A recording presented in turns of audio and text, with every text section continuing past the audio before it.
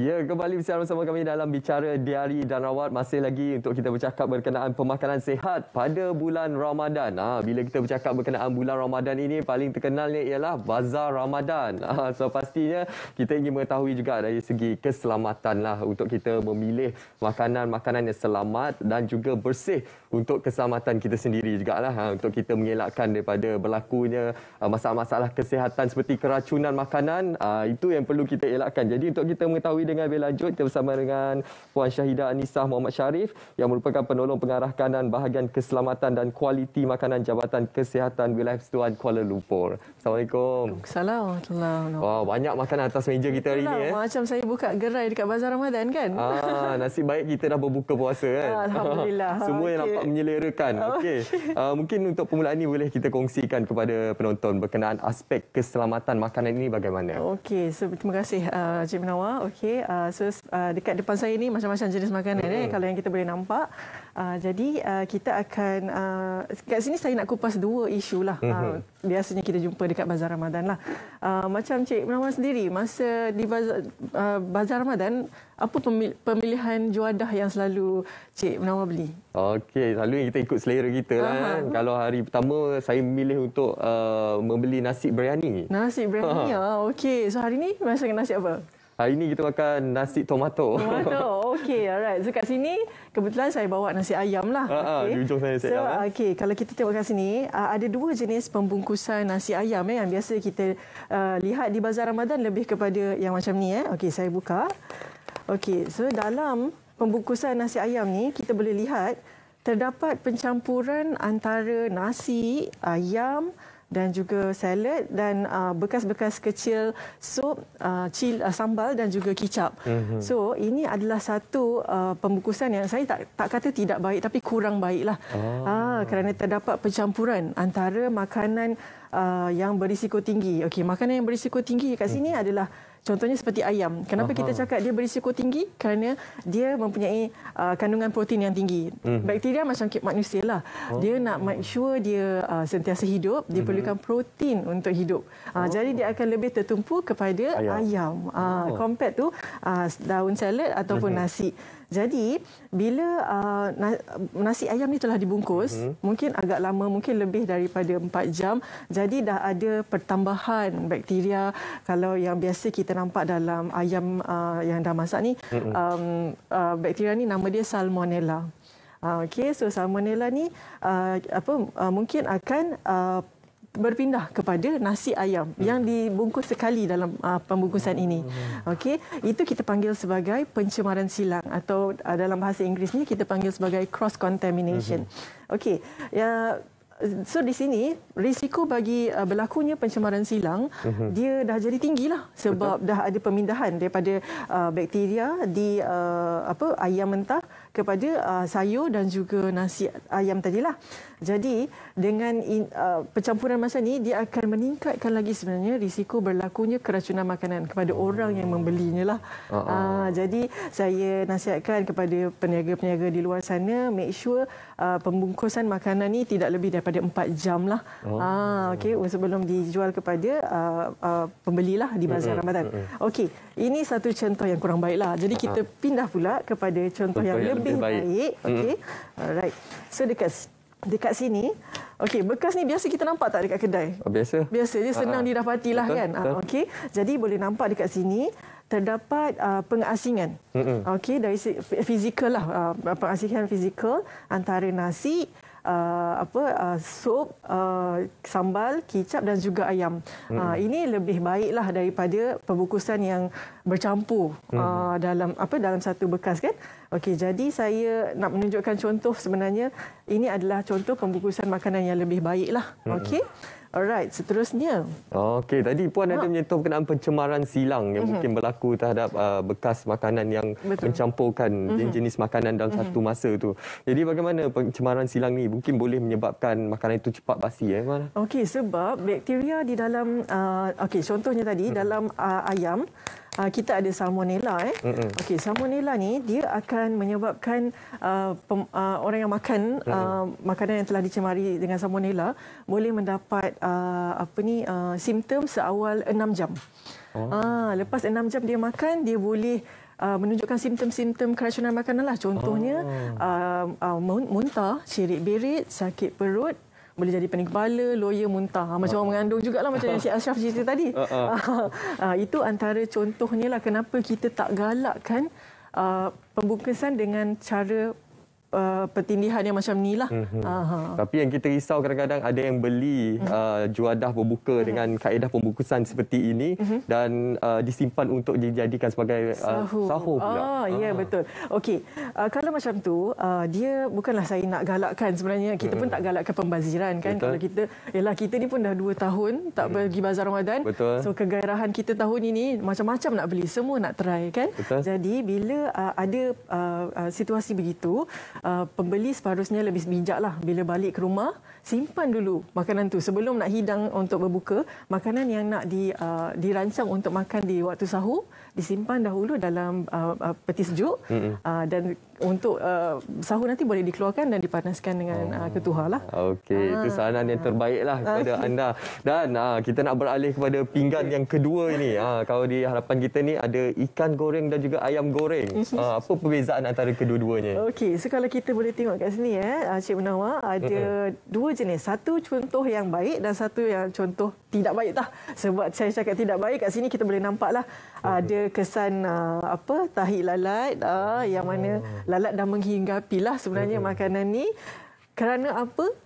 Terdapat makanan ini telah terdedah. Okey, sebab kita di Kementerian Kesihatan menggalakkan pengendali makanan untuk sentiasa menutup makanan yang disediakan, yang telah dihidangkanlah untuk penjualan. Jadi bila terjadi isu macam ni, ini pun boleh menjurus kepada keracunan makanan disebabkan oleh pencemaran oleh tahi lalat ni. Jadi sangat pentinglah bila kita memilih juadah di bazar Ramadan ni, kita kena tengok betul-betul dulu supaya kita dapat pastikan okey, makanan ini elok dan makanan ini sudah tercemar dengan dengan telur lalat. Telur lalat. Okey. Mungkin kita beralih kepada juadah seterusnya iaitu kuih muih. Kuih muih. Yang sangat popular bulan Ramadan ni. So betul. Okey, so dekat sini Cik Munawar minat tak makan kuih pulut panggang ni? Oh, sangat minat ni lagi bulan puasa kan. Itulah. Okey, so dekat sini kalau saya boleh tunjukkan juga satu contoh yang baik dan satu contoh yang kurang baik. Okey, dekat sini kita kena tengok betul-betul ada penggunaan ubat stapler atau dipanggil sebagai dawai kokot lah. Okey, jadi sebenarnya ini secara tidak sentuhan makanan dawai kokot ini kepada makanan tidak secara langsung lah.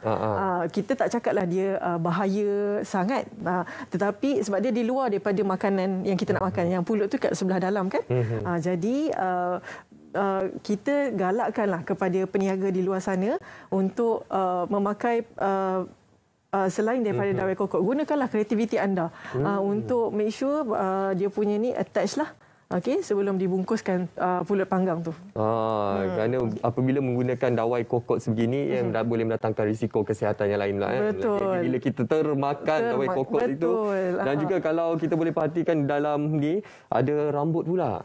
Rambut pula. Okey, jadi di sini penting menggunakan kita punya deria, lihat, hidu dan rasa. Okey, so dekat sini sebelum makan tu dah baca doa, jangan main jamah je terus. Kita kena lihat, hidu dan rasa terlebih dahulu sama ada makanan tu elok lagi atau rosaklah. Lihat, hidu dan rasa. Kalau nak rasa tu kena selepas berbuka lah. Okay. Kita ke kuih yang seterusnya ni. Yang ini pun permasalahannya kalau saya boleh lihat pun sama juga. Penggunaan dawai kokot. Yes. Okey, so kalau kita tengok dekat sini, tepung pelita memang sangat famous, especially di bulan Ramadan. Memang orang akan carilah tepung pelita ni kat mana-mana bazar Ramadan pun. Kalau kita boleh lihat, dia punya saiz dawai kokot tu sebenarnya sangat kecil. Ada possibility untuk kita terlepas pandang dan kita termakan dan kita tertelan dan tercekik. Jadi di sini kita panggil isu yang saya nak highlightkan dekat sini adalah dari segi pencemaran secara fizikal lah. Fizikal yang kita boleh nampak dengan mata kasar. Jadi sebagai peniaga di bazar Ramadan, mungkin boleh gunakan, kita boleh bagi solution lah. Tapi sebenarnya solution ni pun satu bukanlah galakan sebenarnya, tapi sebenarnya boleh selain menggunakan dawai kokot, kita juga boleh menggunakan lidi.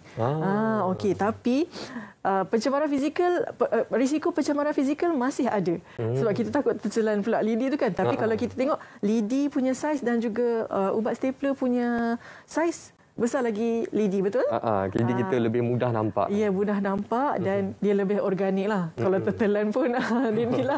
Okey, tapi kalau boleh cuba elakkan, dan kita ada juga solution seterusnya, iaitu penggunaan bekas plastik yang kecil itu. Kalau kita pergi kenduri kahwin, kita akan dapat dalam agar-agar ke dalam tu kan.